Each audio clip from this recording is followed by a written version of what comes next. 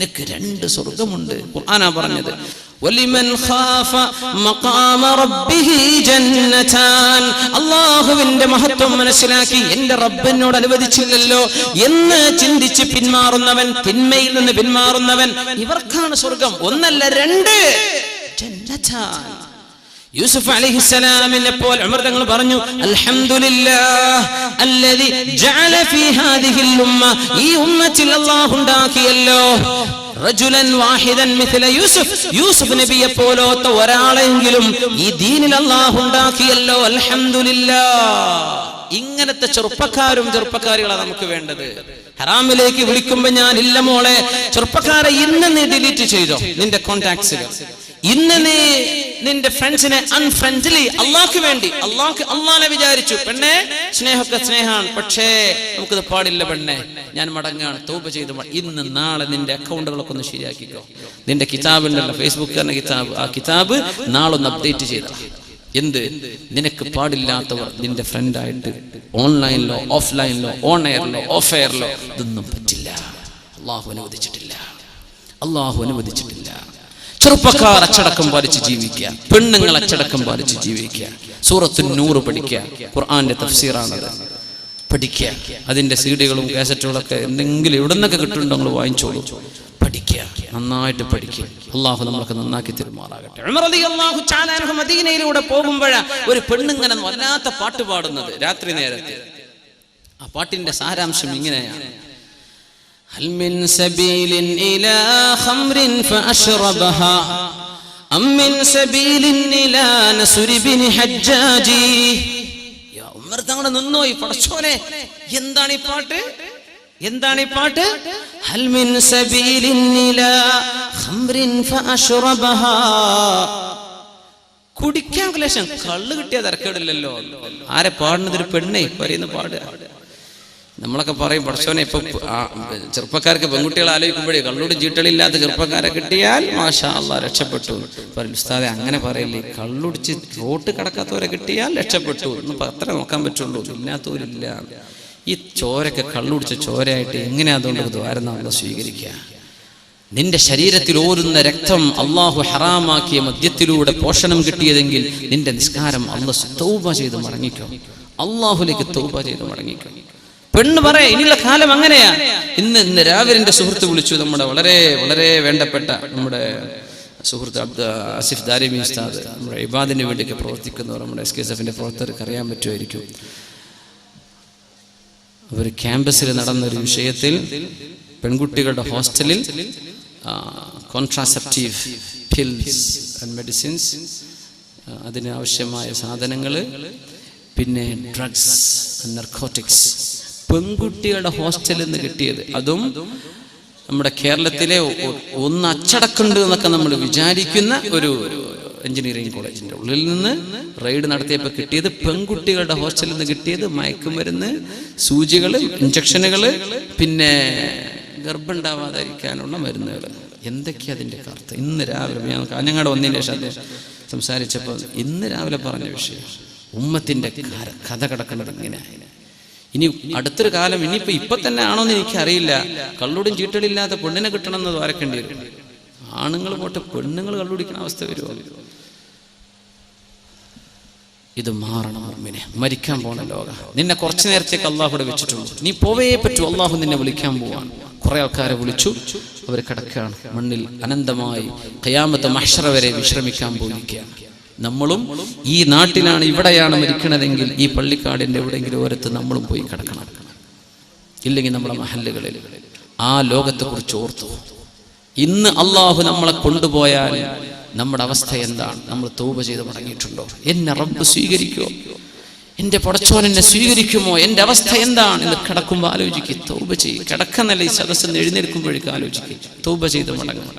ഒരു പെണ്ണങ്ങനെ പാടുകയെന്ന്, അമ്മിൻ സബീലിൻ ഇലാ ഖംറിൻ ഫഅശ്റബഹാ അമ്മിൻ സബീലിൻ ഇലാ നസ്ർ ഇബ്നു ഹജ്ജാജ്. കള്ളു കുടിക്കാൻ കിട്ടിയിരുന്നെങ്കിൽ തരക്കേടില്ലായിരുന്നു. ഒരു പെണ്ണിങ്ങനെ പാടുന്നു. അല്ലെങ്കിൽ നസ്ർ ഇബ്നു ഹജ്ജാജിനെ കിട്ടിയാൽ തരക്കേടില്ലായിരുന്നു. നസ്ർ ഇബ്നു ഹജ്ജാജ്. ഉമർ തങ്ങൾ, യാ അല്ലാഹ്, എന്താണ് ഈ പെണ്ണി പാടുന്നത്?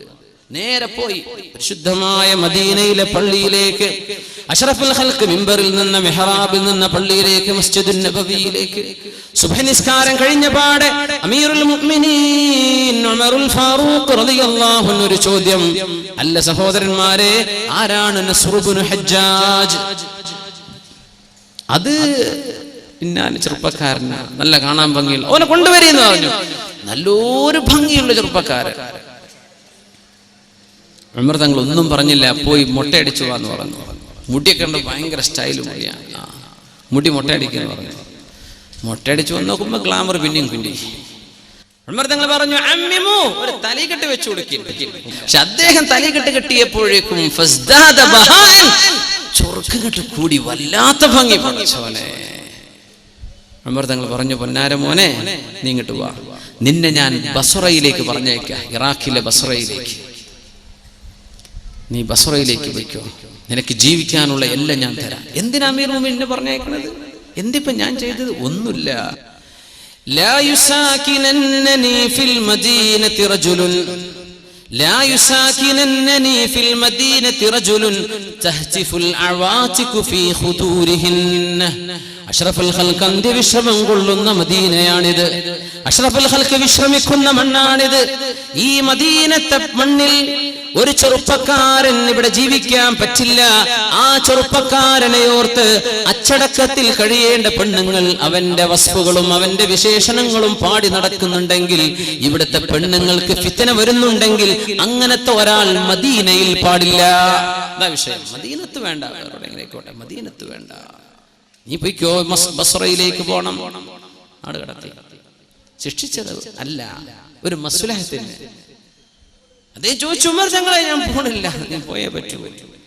എന്തേ? ഒരു ചെറുപ്പക്കാരനും അഷ്റഫുൽ ഖൽഖ് കിടക്കുന്ന മണ്ണിലുള്ള ഒരു പെണ്ണിന് ഹറാമു തോന്നാൻ പാടില്ല. അപ്പൊ ചോദിച്ചു, പെണ്ണിന്റെ അവസ്ഥ എന്താണ്? അവളെ വിളിച്ചു വരുത്തി ചോദിച്ചപ്പോൾ പറഞ്ഞു, എന്റെ ഭർത്താവ് കച്ചവടത്തിന് പോയതാ, മാസം 4 കഴിഞ്ഞു. ഉമർ തങ്ങൾ നേരെ ചെന്നു. പൊന്നാര മകൾ അഷ്റഫുൽ ഖൽഖിന്റെ ഭാര്യയായ, അവിടുത്തെ മകളായ ഉമർ തങ്ങളുടെ മകൾ ഹഫ്സ ബിൻത് ഉമർ ബിനുൽ ഖത്താബ്, ഹഫ്സ ബീവിന്റെ അടുത്തേക്ക്, യാ ഹഫ്സ, ഹഫ്സ ബീവി, നിങ്ങൾ എനിക്ക് പറഞ്ഞു തരൂ, ഒരു ഭർത്താവിന്റെ സാമീപ്യമില്ലാതെ ഒരു പെണ്ണിന് എത്ര കാലം ജീവിക്കാൻ പറ്റും? പറഞ്ഞു, 4 മാസം. 4 മാസം. ചെറുപ്പക്കാരിയാണ്, ജീവിതത്തിന്റെ വൈകാരിക ചിന്തകൾ വരുന്ന പ്രായമാണ്. അത്തരം സാഹചര്യങ്ങളാണെങ്കിൽ 4 മാസത്തിലധികം ഇനി ഒരു പുരുഷനും യുദ്ധത്തിന് പോയാലും കച്ചവടത്തിന് പോയാലും 4 മാസത്തിലധികം വൈകിക്കൂടാ. ഇല്ലാ ബിഇദ്നിഹിന്ന, അവരുടെ സമ്മതമില്ലാതെ എന്ന നിയമം പാസാക്കി ഉമറുൽ ഫാറൂഖ് റളിയല്ലാഹു അൻഹു. ഇതൊക്കെ പരിഹാരം. മുഅ്മിനെ ഗൾഫിക്ക് പോയിരിക്കുകയാണ്, 1 കൊല്ലം നിന്നോ, നിന്റെ പെണ്ണിനോട് ചോദിക്കണം, അല്ല പെണ്ണെ, ഞാൻ ഇപ്പൊ 1 കൊല്ലം കഴിഞ്ഞ് ലീവ് ഇട്ട് വന്നാൽ വല്ല കുഴപ്പമുണ്ട്? നിങ്ങൾ ഇനി 2 കൊല്ലം കഴിഞ്ഞ് വന്നാൽ ഇവിടെ ഒന്നും നടക്കാൻ പോണില്ല, എന്നാ പിന്നെ കുഴപ്പമില്ല, നിങ്ങൾക്കല്ലേ ആ പിരാന്ത്, അങ്ങനത്തെ ഒക്കെ പെണ്ണ, എന്നാ പിന്നെ കുഴപ്പമില്ല. അല്ല, എനിക്ക് പിടിച്ചിരിക്കാൻ പറ്റൂല കേട്ടോ. 4 മാസം ലീവ് ഉണ്ടോ ഇല്ലേ, ഇല്ലെങ്കിൽ ജോലി ഒഴിവാക്കി പോരെ, നിന്റെ കുടുംബത്തോടൊപ്പം ജീവിച്ചോ, അന്തസ്സിൽ ഹലാല് കൊണ്ട് ജീവിക്കുക. അഷ്റഫുൽ ഖൽഖ് റസൂലുള്ളാഹി സ്വല്ലല്ലാഹു അലൈഹി വസല്ലം ഉമർ തങ്ങളുടെ നിയമം. ഗൾഫുകാർക്ക് ഇത് ബാധകല്ലേ? അതില്ലാത്തോണ്ടല്ലോ ഇപ്പോൾ പ്രശ്നങ്ങളൊക്കെ നടക്കുന്നത്. ഒരു പണിയില്ലാത്ത ചെറുപ്പക്കാരെ നമുക്ക് പണിയിരുന്നത് എന്തുകൊണ്ടാ? ഇങ്ങനെ ഒഴിഞ്ഞു കിടക്കുന്ന വീടുകളാണ്. അള്ളാഹിനെ പേടിയില്ലാത്ത ചെറുപ്പക്കാരും അള്ളാഹുവിനെ പേടിയില്ലാത്ത പെണ്ണുങ്ങളും ജീവിച്ചാൽ ഫിത്ന വരും. ഫിത്ന വന്നാൽ അള്ളാഹുവിന്റെ അദാബ് വരും. ഞാനൊരൊറ്റ ആയത്തിലൂടെ അവസാനിപ്പിക്കുകയാണ്. واتقوا فتنة لا تصيبن الذين ظلموا منكم خاصة. واتقوا فتنة, നിങ്ങൾ അല്ലാഹുവിന്റെ ശിക്ഷയെ പേടിച്ചേക്കണം. എങ്ങനത്തെ ശിക്ഷ? ലാ തുസീബന്ന الذين ظلموا منكم خاصة, നിങ്ങളിൽ തിന്മ ചെയ്ത ആളുകൾക്ക് മാത്രമല്ലേ ആ ശിക്ഷ വരിക. തിന്മ ചെയ്തവർക്ക് മാത്രമല്ല, ചെയ്യാത്തവർക്കും വരും. അങ്ങനത്തെ ശിക്ഷയെ നിങ്ങൾ പേടിക്കണം. എന്താണ് ഈ പറഞ്ഞത്? എല്ലാരും വിചാരിക്കുക, ഞാൻ നല്ല കുട്ടിയായി ജീവിച്ചാൽ എനിക്ക് പ്രശ്നമില്ലല്ലോ, ഇന്ന അള്ളാഹു രക്ഷിക്കൂലല്ലോ. ഓരോരുത്തരും വിചാരിക്കും, ഞാൻ എന്റെ കുടുംബം മാത്രം നന്നായാൽ മതി, ഞാൻ ഓരോ നോക്കിക്കോളാം, നാട്ടുകാരെ നോക്കൽ എന്റെ ബാധ്യതയല്ലല്ലോ. ഇങ്ങനെ ചിന്തിച്ചാൽ നാട്ടുകാരെ ആര് നന്നാക്കും? നാട്ടിലൊരു ഫിത്ന ഉണ്ടായിട്ട് എല്ലാരും വിചാരിക്കുകയാണ് ഞാനല്ലല്ലോ, എന്റെ കുടുംബമല്ലല്ലോ, എന്റെ കുട്ടികളല്ലല്ലോ, എന്നാ പിന്നെ എനിക്ക് പ്രശ്നം അല്ല. മുസ്ലിം ഉമ്മത്ത് അങ്ങനെ ചിന്തിക്കും. നമ്മളൊക്കെ ഒരു കൗമ, എന്ത് അഭിപ്രായ വ്യത്യാസം ഉണ്ടെങ്കിൽ അതൊക്കെ വളരെ ചെറിയ അഭിപ്രായ വ്യത്യാസങ്ങളാണ്. നമ്മളൊക്കെ ഒന്നാണ്. നമ്മൾ ഉമ്മത്തുൻ വാഹിദ. ഫിത്ന ഉണ്ടാക്കാൻ തിരിഞ്ഞവരൊക്കെ ഉണ്ട്, അല്ലാഹു സൽബുദ്ധി കൊടുക്കുമാറാകട്ടെ. നമ്മൾ ഒന്നാണ് നമ്മൾ. ഈ ഉമ്മത്തിന്റെ പ്രശ്നം നമ്മുടെ പ്രശ്നമാണ്. ഇങ്ങനെ ചിന്തിക്കാൻ ആളുകൾ മുന്നോട്ട് വരുമോ? എല്ലാവരും ഞാൻ എന്റെ കാര്യം നോക്കിയാൽ മതി എന്ന് പറഞ്ഞാൽ അതിനാ അല്ലാഹുവിന്റെ നിയമം അല്ല. സമൂഹത്തിൽ ഒരു പ്രശ്നമുണ്ടായി നിങ്ങൾ ഇടപെട്ടില്ലെങ്കിൽ എല്ലാവർക്കും നിയമം അല്ലാഹുവിന്റെ ശിക്ഷ വരുന്നത് പേടിച്ചേക്കണം. വത്തഖൂ ഫിത്നതൻ ലാ തുസീബന്നല്ലദീന ളലമൂ മിൻകും ഖാസ്സ. തിന്മ ചെയ്തവർക്ക് മാത്രമല്ലേ, എല്ലാവർക്കും വരും. നിങ്ങൾ അതിന് ഇടപെട്ടില്ലെങ്കിൽ, നന്നാക്കിയില്ലെങ്കിൽ, ആണിനും പെണ്ണിനും, പ്രായമുള്ളവർക്കും അല്ലാത്തവർക്കും, ചെറുപ്പക്കാർക്കും അല്ലാത്തവർക്കും എല്ലാവർക്കും ഉമ്മത്തിൽ ബാധ്യതയുണ്ട്. ഓരോരുത്തരും മനസ്സിലാക്കുക, 15 വയസ്സ് കഴിഞ്ഞാൽ ഞാൻ ചെയ്യുന്ന പണിക്ക് ഉത്തരവാദി ഞാനാണ്, എന്റെ വാപ്പയല്ല, എന്റെ ഉമ്മയല്ല. ആണും പെണ്ണും മനസ്സിലാക്കിക്കോ. 10th ഒക്കെ എത്തിക്കഴിഞ്ഞാൽ തന്നെ കുട്ടികൾക്ക് ഈ ബോധമൊക്കെ ഉണ്ടാവും. 8th 9th എത്തിയാലും മനസ്സിലാവും. അവർക്ക് വേറെ പലതും ബോധം ഉണ്ടാവുണ്ടല്ലോ. സ്വന്തം I'm accountable for what I think, what I do, what I speak. ഈ ഒരു ബോധം നമ്മുടെ കുട്ടികൾക്ക് വേണം.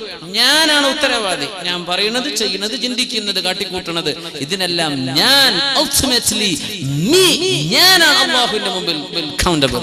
അല്ലാഹുവിന്റെ മുമ്പിൽ ഞാനാ ചോദ്യം ചെയ്യപ്പെടാൻ പോകുന്നത്. ഈ ബോധം ഉണ്ടായി അല്ലാഹു വീക്ഷിക്കുന്നു എന്നതിലേക്ക് ജീവിക്കുക. ഒരു ഹദീസ് കൂടെ ഞാൻ ചേർത്ത് പറയുന്നു. ഇഹ്സാൻ എന്താണ് നബിയെ എന്ന് ജിബ്രീൽ അലൈഹിസ്സലാം. എന്താണ് നബി ഇഹ്സാൻ? എന്താണ് നബി ഇഹ്സാൻ എന്ന് പറഞ്ഞാൽ എന്താ? ഖാല അൻ തഅബുദല്ലാഹ കഅന്നക തറാഹു വഇൻ ലം തകുൻ തറാഹു ഫഇന്നഹു യറാക്. അല്ലാഹു നിന്നെ കാണുന്നു എന്നതുപോലെ നീ അല്ലാഹുവിന് വേണ്ടി ജീവിക്കുക. തഅബുദല്ലാഹ് തുസല്ലി ലില്ലാഹ് എന്നല്ല, പള്ളി കയറുമ്പോൾ മാത്രമല്ല, അല്ലാതെ നിന്റെ ജീവിതം ഇബാദത്താണ്. അല്ലാഹ് നിന്നെ കാണുന്നു എന്നതുപോലെ ജീവിക്കുക. Even if you don't see him, still he sees you. നീ അല്ലാഹനെ വഇല്ലം തകുൻ തറാ, നീ അല്ലാഹനെ കാണില്ലെങ്കിലും ഫഇന്നഹു യറാക്, അല്ലാഹ് നിന്നെ കാണുന്നുണ്ട്. എങ്ങനെ ജീവിക്കേണ്ടത്? നീ അല്ലാഹനെ കാണുന്നുണ്ട് എന്നതുപോലെ ജീവിക്കുക. ഒന്ന് ചിന്തിക്കുക, എന്താണ് പറഞ്ഞത്? നീ അല്ലാഹനെ കാണുന്നുണ്ട്. നമ്മൾ നോക്കൽ എന്താ? ക്യാമറ ഉണ്ടോന്നാ നോക്കുക, അല്ലേ? ഇന്ന ആരെങ്കിലും കാണുന്നുണ്ടോന്നാ നോക്കുന്നത്. ഇവിടെ ക്യാമറ വെച്ചിട്ടുണ്ടോ? ഇപ്പൊ ഇവിടെ കുരുത്തക്കേട് പറ്റൂല. മുസ്ലിം എങ്ങനെ? ക്യാമറയിലേക്ക് അങ്ങോട്ട് നോക്കുന്നവനാ. ക്യാമറ ഉണ്ടോന്നല്ല, നിന്നെ കാണുന്നുണ്ട് അങ്ങോട്ട് നോക്കുക.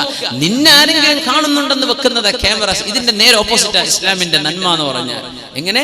നീ ജീവിക്കുന്നു, നീ അല്ലാഹനെ കാണുന്നുണ്ട്, നീ അല്ലാഹുവിനെ കാണുന്നുണ്ട്, അല്ലാഹ് ഇങ്ങോട്ടും കാണുന്നുണ്ട്. പക്ഷെ നിന്റെ ബോധം അതായിരിക്കണം. അല്ലാഹു നമുക്ക് ഹിദായത്ത് നൽകുമാറാകട്ടെ.